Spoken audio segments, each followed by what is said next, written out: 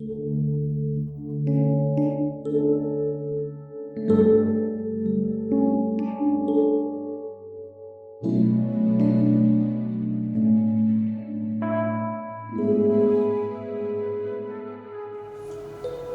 pagi saudara-saudara yang dikasihi Tuhan.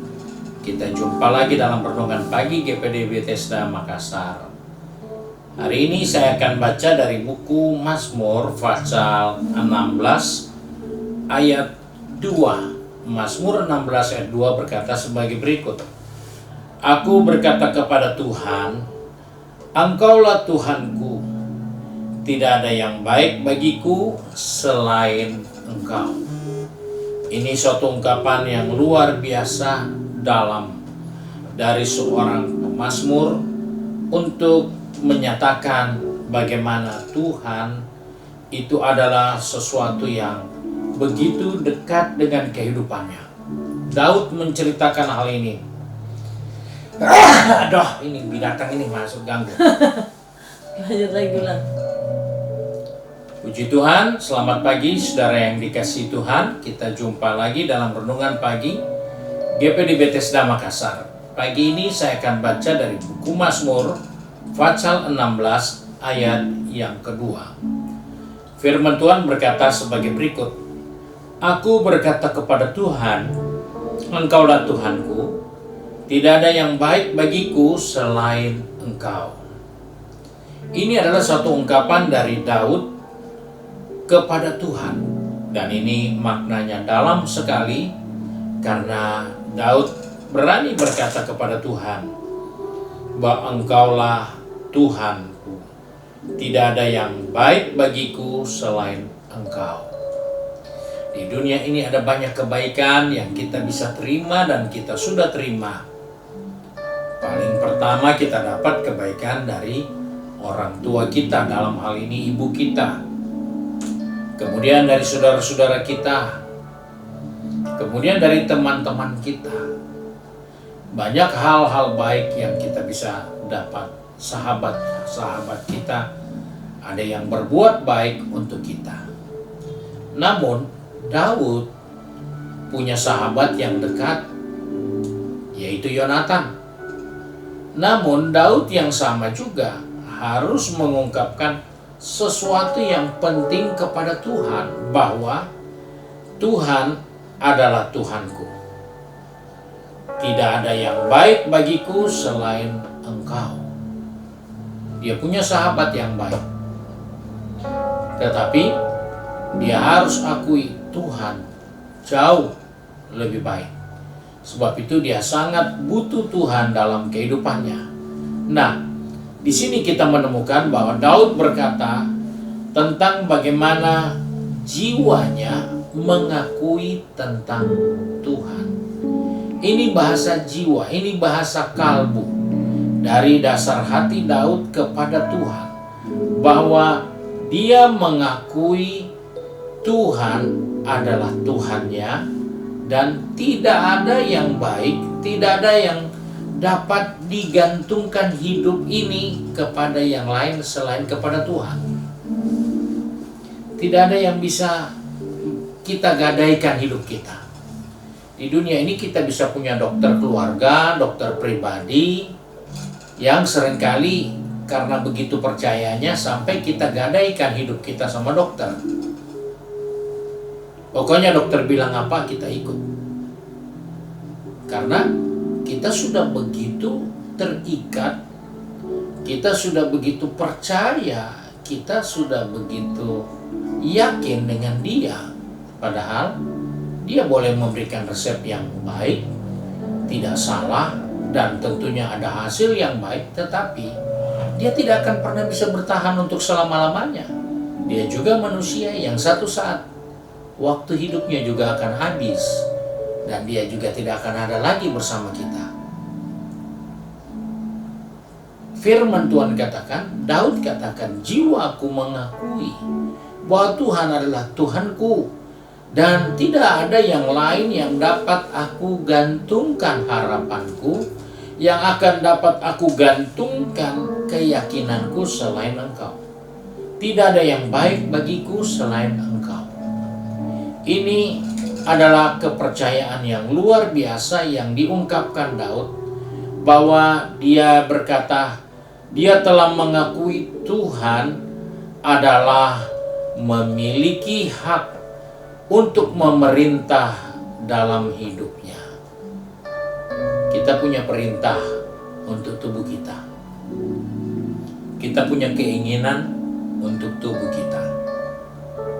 Karena keinginan kita begitu kuat, maka kita bisa membatasi makan yang enak. Karena keinginan kita kuat, kita perintah tubuh kita tidak boleh makan yang enak, tidak boleh mengandung lemak, tidak boleh mengandung gula.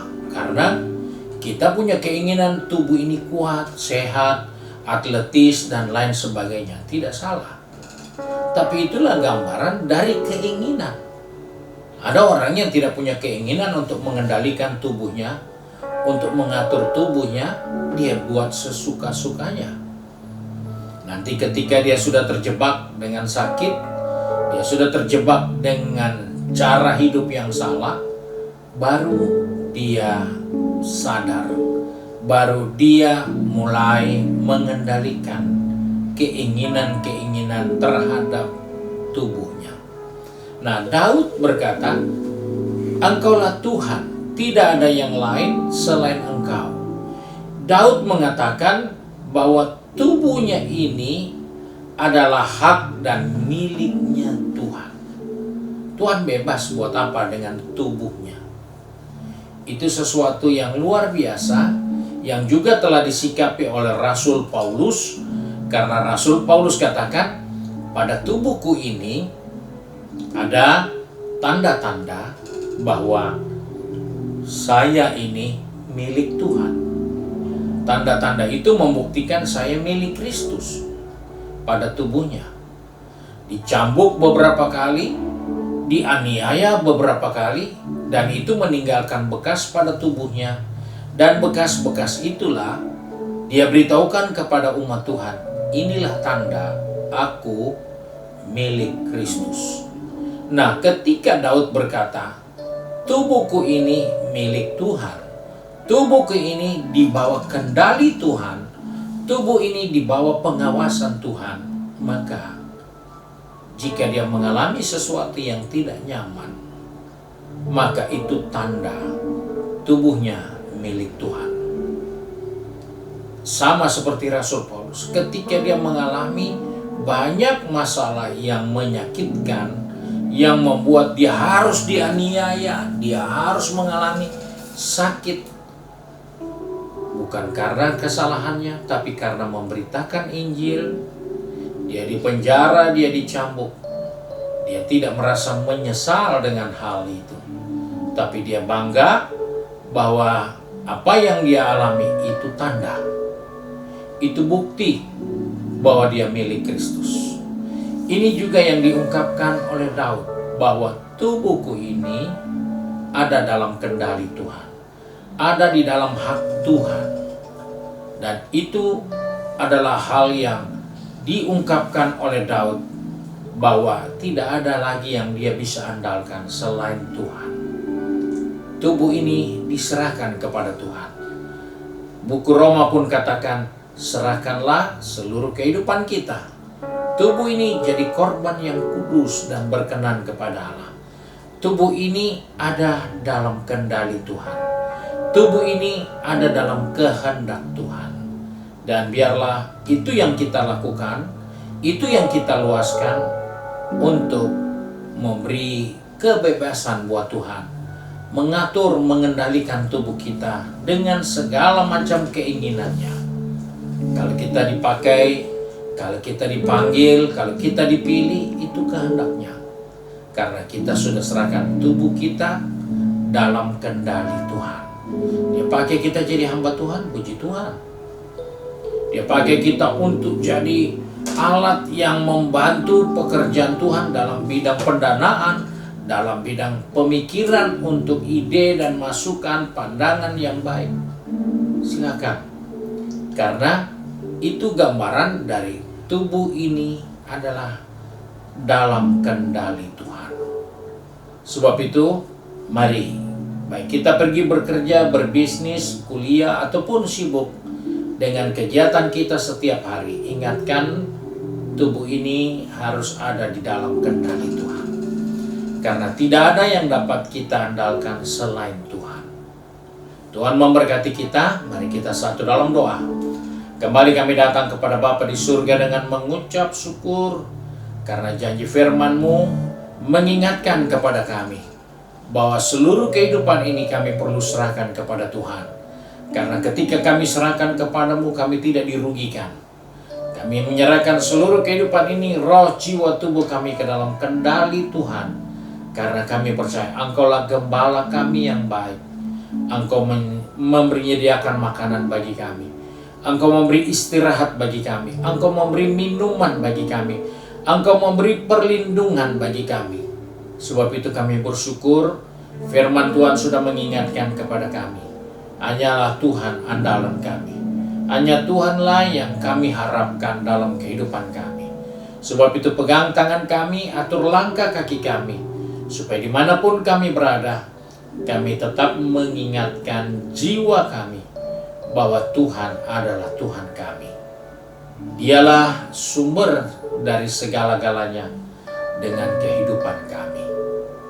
Terima kasih Bapa untuk berkat-Mu hari ini. Sebab itu kami bersyukur dan berdoa di dalam nama Tuhan Yesus Kristus Juru Selamat kami. Haleluya. Amin.